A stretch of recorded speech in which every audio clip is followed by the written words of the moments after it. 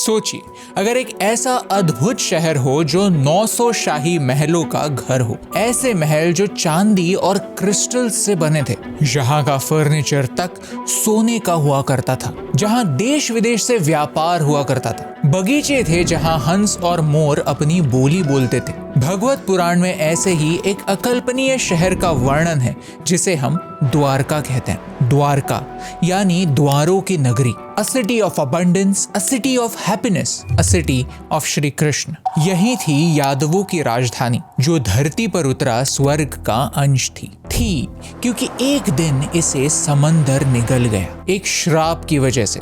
एक श्राप जो हमारे लिए एक वार्निंग है। आज द्वारका में जितनी गहरी डुबकी लगाते हैं उतने ही गहरे राज बाहर निकल आते हैं। फिर वो ऐसे मुद्राएं हो सकती हैं जहाँ 3 मुखों वाले ऐसे जानवर हैं जो एलियन जैसे दिखते हैं, या 3500 साल पुरानी आधा किलोमीटर लंबी दीवार। द्वारका में कई सारे राज छुपे हुए जो आज हम डिस्कस करेंगे भारत की मिस्ट्रीज के इस एपिसोड में। अगर आपको ऐसे ही मिस्टीरियस वीडियोस देखना और उनसे सीखना पसंद है तो कमेंट्स में एक बार हरे कृष्ण लिख दीजिए। सीरीज का अगला वीडियो तभी आएगा जब आप 10,000 बार हरे कृष्ण कहेंगे। देश के एंशिएंट नॉलेज को गालियां देने वाले, इंसल्ट करने वाले, झूठ कहने वाले बहुत हैं, लेकिन हम इस प्लेटफॉर्म का इस्तेमाल हमारे एंशिएंट नॉलेज से सीखने के लिए करना चाहते हैं और ये कहानियां देश विदेश में बैठे सारे इंडियंस तक पहुंचाना चाहते हैं। ऐसे बहुत सारे लोग हैं जो हमें फेल होता देखना चाहते हैं,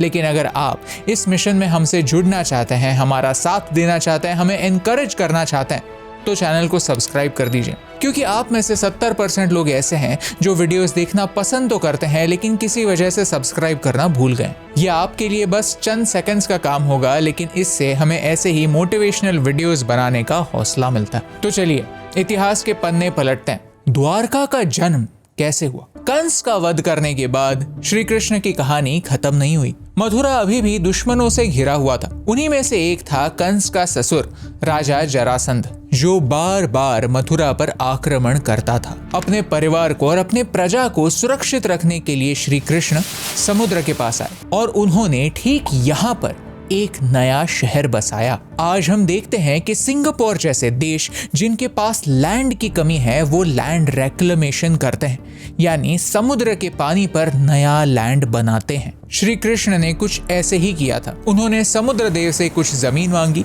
और समुद्र देव ने वो जमीन उन्हें दे भी दी। लेकिन श्री कृष्ण इस नई जमीन के मालिक नहीं थे, उन्होंने बस ये जमीन समुद्र से उधार ली थी। यहाँ पर इस नई नगरी का डिजाइन विश्वकर्मा ने किया। Vishwakarma was the divine blacksmith and architect। इन्होंने विमानों के साथ साथ इंद्रदेव के वज्र का भी निर्माण किया था। ग्रीक मिथोलॉजी में भी ऐसे ही एक कैरेक्टर का वर्णन है जिसे हेफेस्टस कहते हैं, और उन्होंने भी कई पैलेसेस के साथ साथ ज़्यूस के थंडरबोल्ट का निर्माण किया था। ग्रीक मिथोलॉजी और हमारे इतिहास में इतनी सिमिलैरिटीज क्यों? आपको क्या लगता है? क्या ये बस एक कोइंसिडेंस है या और कुछ? द्वारका के ठीक बीचों बीच श्री कृष्ण रहते थे। द्वारका कुछ इस तरह से बनी थी कि यहाँ पर अटैक करना इम्पॉसिबल था। एक इंटरेस्टिंग बात बताता हूँ। यहाँ पर वारी दुर्ग नाम का एक फोर्ट था जहाँ पर एंटी एयरक्राफ्ट वेपन्स हुआ करते थे, ताकि अगर विमान से भी हमला किया जाए तो फिर भी द्वारका सुरक्षित रहे। अब आप इस कथा पर विश्वास करें या ना करें, लेकिन इस बात को डिनाई नहीं किया जा सकता, क्योंकि जब पूरी दुनिया मानती थी कि इंसान कभी भी उड़ नहीं सकता, हम ये जानते थे कि इंसान एक दिन उड़ेगा और एयर स्ट्राइक भी करेगा। कभी कभी लगता है कि हमारा इतिहास हिस्ट्री कम और फ्यूचर प्रेडिक्शन ज्यादा है। तो ऐसी अद्भुत द्वारका खत्म कैसे हुई? सुनकर विश्वास नहीं होगा, लेकिन एक माँ के श्राप की वजह से। पांडवों और कौरवों की लड़ाई को हम धर्म और अधर्म की लड़ाई मानते हैं, लेकिन असली कहानी उतनी ब्लैक एंड व्हाइट नहीं थी, क्योंकि लड़ाई जीतने के लिए सभी को एक बहुत बड़ी कीमत चुकानी पड़ी थी। सबको, यानी श्री कृष्ण को भी। श्री कृष्ण ने यह वादा किया था कि वो खुद कुरुक्षेत्र में कभी भी शस्त्र नहीं उठाएंगे। वो एक पक्ष को अपनी सेना देंगे और दूसरे पक्ष के सारथी बनेंगे। बस that's it. He promised to be neutral. लेकिन फिर युद्ध खत्म हो गया और युद्ध खत्म होने के बाद गांधारी ने श्री कृष्ण से एक सवाल पूछा कि कृष्ण, तुमने वचन क्यों तोड़ा? तुमने कहा तो था कि तुम न्यूट्रल रहोगे, तो तुम न्यूट्रल क्यों नहीं थे? जवाब भी खुद गांधारी ने ही दिया। गांधारी कहती है कि श्री कृष्ण कुरुवंश का विनाश चाहते थे और ये भी चाहते थे कि कोई यदुवंशी गद्दी पर बैठे। गांधारी के हिसाब से इसीलिए श्री कृष्ण ने वचन तोड़ा, सबसे झूठ बोला। गांधारी कहती है कि द्रोणाचार्य को किसने मारा?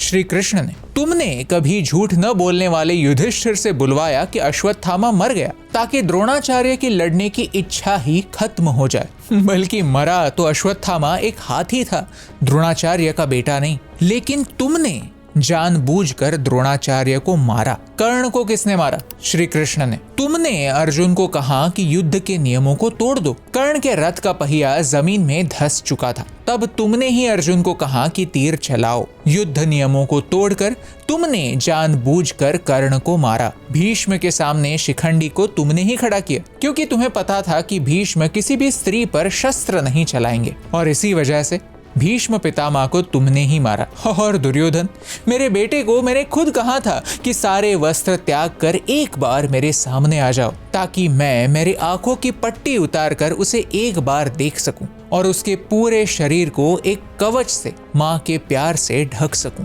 लेकिन तुमने कहा कि अपनी माँ के सामने पूर्ण नग्न अवस्था में जाना उचित नहीं होगा। तुमने ही उसे अपनी जांघें ढकने की सलाह दी, और इसी वजह से उसकी जांघें ही मेरे वरदान से सुरक्षित नहीं हो पाई। यही उसकी कमजोरी थी जो और कोई नहीं, बस तुम जानते थे। और ये जानते हुए भी तुमने भीम को कहा वहीं पर वार करो। लोग मानते हैं कि शकुनी छल से जीतता है, लेकिन असली छल तो श्री कृष्ण ने किया था। गांधारी के पर्सपेक्टिव से, एक माँ के पर्सपेक्टिव से यही सच था। और इसीलिए गांधारी ने श्री कृष्ण को एक श्राप दिया कि जैसे मैंने मेरे पूरे वंश का नाश होते हुए देखा, वैसे ही तुम भी तुम्हारे पूरे वंश का विनाश देखोगे। और वही हुआ। यादव अपने आप में ही लड़ने लगे, उनमें इंटरनल कॉन्फ्लिक्ट शुरू हुए, युद्ध हुए, और पूरा का पूरा वंश एक दूसरे से लड़ने में ही खत्म हो गया। और तो और इस श्राप में इतनी ताकत थी कि श्री कृष्ण ने पृथ्वी पर अपनी लीला खत्म करने के बाद, यानी श्री कृष्ण के गुजर जाने के बाद, द्वारका को भी समुद्र ने अपने आप में समा लिया। कहते हैं कि जिस दिन श्री कृष्ण पृथ्वी लोक से चले गए, उसी दिन द्वारका डूब गया। श्री कृष्ण ने बनाया हुआ शहर किसी भी आक्रमण को तो झेल सकता था, लेकिन एक माँ के श्राप को नहीं। और कहते हैं कि वहीं से कलयुग की शुरुआत हुई। एक इंटरेस्टिंग लाइन है जो कहीं पर पढ़ी थी, जो मुझे पर्सनली काफी अच्छी लगती है। सतयुग में देव और असुर दोनों अलग अलग लोक में रहते थे, एक दूसरे से दूर थे। फिर त्रेता युग में देव और असुर एक ही दुनिया में रहने लगे। फिर द्वापर युग आया, और द्वापर युग में देव और असुर एक ही परिवार में रहने लगे, एक दूसरे के साथ कमरा शेयर करने लगे, एक दूसरे के साथ एक ही महल में रहने लगे। और आज तो कलयुग है, जहाँ देव और असुर एक ही इंसान में रहते हैं। लेकिन ये हुआ द्वारका का इतिहास। अब प्रेजेंट में आता है। आज द्वारका 4 धामों में से एक है। सनातन धर्म में इसे सबसे पवित्र जगहों में से एक माना जाता है। द्वारका की कहानी तो हम सदियों से जानते हैं, लेकिन द्वारका कोई मिथ नहीं, ऐसा एक्चुअली एक शहर हुआ करता था जो सबमर्ज हो गया। ये हमारे वायुसेना ने 1970s में डिस्कवर किया। प्रसिद्ध मरीन आर्कियोलॉजिस्ट SR राव और नेशनल इंस्टीट्यूट ऑफ ओशियानोग्राफी ने संशोधन किया, तो पता चला कि गुजरात के तट पर एक्चुअली एक सबमर्ज शहर है जो अराउंड 1500 BCE में डूबा था। और ये पता चला वहां के बर्तनों से, जो कुछ 3 या 4 हजार साल पुराने हैं। यहाँ संशोधन करते समय उन्हें 560 मीटर लंबी दीवार मिली, यानी आधा किलोमीटर लंबी दीवार। इतिहास कहता है कि द्वारका में 50 स्तंभ हुआ करते थे, जिनमें से 30 ऑलरेडी आइडेंटिफाई हो चुके हैं। यानी इतिहास में किया गया द्वारका का वर्णन और आर्कियोलॉजिस्ट जो आज फाइंड आउट कर रहे हैं वो काफी ज्यादा सिमिलर। लेकिन हमारे आर्कियोलॉजिस्ट जानते थे कि जब ये न्यूज वेस्टर्न मीडिया तक पहुंचेगी तो वो कई सवाल उठाएंगे, इसलिए उन्होंने पहले ही कुछ सैंपल्स विदेश में भेज दिए, जहां कार्बन डेटिंग किया गया। और कार्बन डेटिंग के बाद पता चला कि कुछ सैंपल्स, वेट फॉर इट, 9000 साल पुराने हैं। ये डिस्कवरी काफी इंपॉर्टेंट है, क्योंकि आज तक हम मानते आए हैं कि दुनिया की अर्लीस्ट सिविलाइजेशन मेसोपोटामियन सिविलाइजेशन है, जो कुछ 3500 BC यानी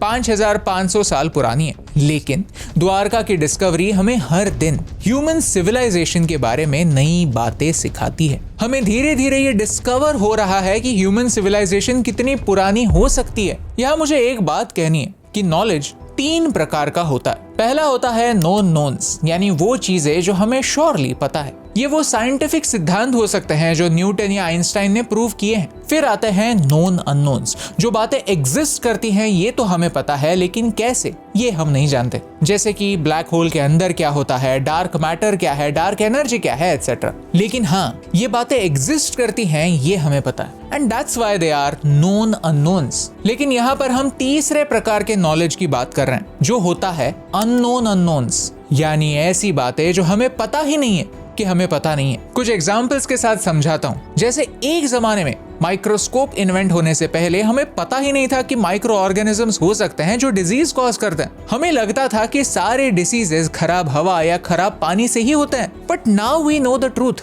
19th सेंचुरी तक हमें ये बिल्कुल पता नहीं था कि एक जमाने में डायनासोर्स पृथ्वी पर राज किया करते थे। इनविजिबल वेव्स हवा के थ्रू एक जगह से दूसरी जगह बिना किसी तार के इंफॉर्मेशन कैरी कर सकते हैं। यह सुनकर मजाक लगता था तब तक जब तक रेडियो वेव्स की डिस्कवरी नहीं हुई। एक ऐसी टेक्नोलॉजी जो आज हमारे एवरीडे लाइफ का हिस्सा। अगर ये सारी बातें मुझे कुछ सिखाती हैं, then that is to be humble because there are things that we don't know that we don't know। एक सेकंड पॉज कीजिए और सोचिए, क्योंकि कुछ सच कल्पना से भी परे होते हैं। समंदर जितना गहरा है उतना ही अंधेरा है। इसीलिए मुझे लगता है कि अगर हमें आगे बढ़ना है तो आर्कियोलॉजी की मदद से, साइंस की मदद से हमें हमारी हिस्ट्री को ठीक से समझना होगा।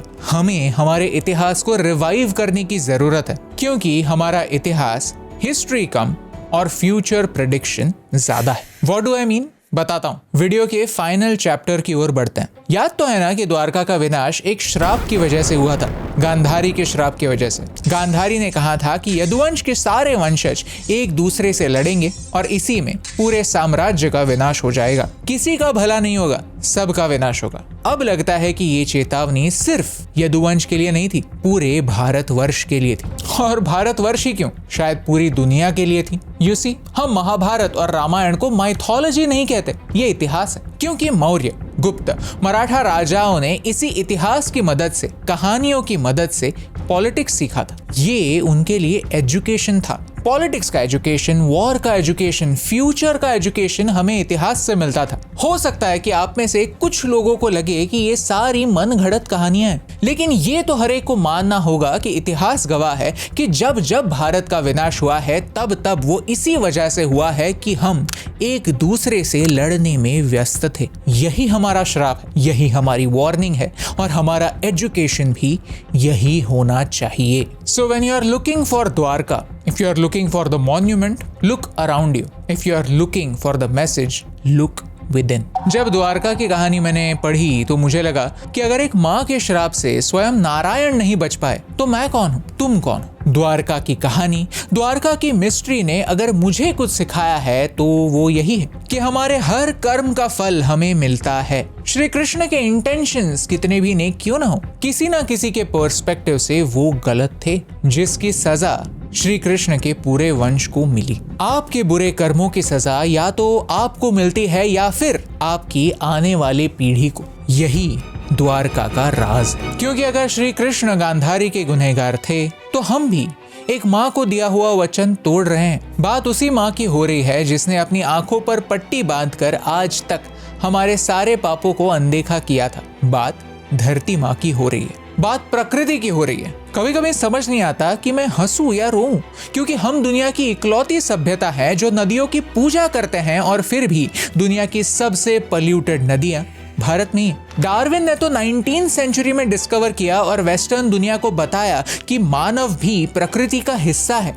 हम प्रकृति के ऊपर नहीं हैं। थियोरी ऑफ एवोल्यूशन उनके लिए नहीं होगी, लेकिन हम तो दशावतार सदियों से पढ़ते आए हैं। हमारी एम्पैथी, हमारी अंडरस्टैंडिंग तो ज्यादा होनी चाहिए। तो फिर क्यों हम इंसानों को, हमारी डिमांड्स को, हमारी डेवलपमेंट को, हमारी ग्रीड को नेचर से ऊपर मानते हैं? मेरे पास कोई एक्सप्लेनेशन नहीं है, शायद कलयुग इसे ही कहते हैं। क्योंकि आज ये साफ झलकता है कि देवताओं का अंश भी हम में ही है और असुरों का अंश भी हम में ही है। प्रॉब्लम बस ये है कि पिछले कुछ सालों से असुरों का अंश हावी हो रहा है। दुनिया के सारे प्रॉब्लम्स, क्लाइमेट चेंज से लेकर वर्ल्ड वॉर तक, एनवायरनमेंट से लेकर पॉलिटिक्स तक सब इसी वजह से है कि हम ये नहीं समझते कि हमने ये जमीन सिर्फ उधार ली है, हम इस जमीन के मालिक नहीं है। द्वारका की कहानी से मैं तो यही सीखा हूं कि श्री कृष्ण ने द्वारका के रूप में धरती पर स्वर्ग का निर्माण किया था, उस जमाने का एक डेवलप्ड शहर बसाया था, लेकिन आखिर में उनकी जमीन भी समंदर ने वापस मांग ली।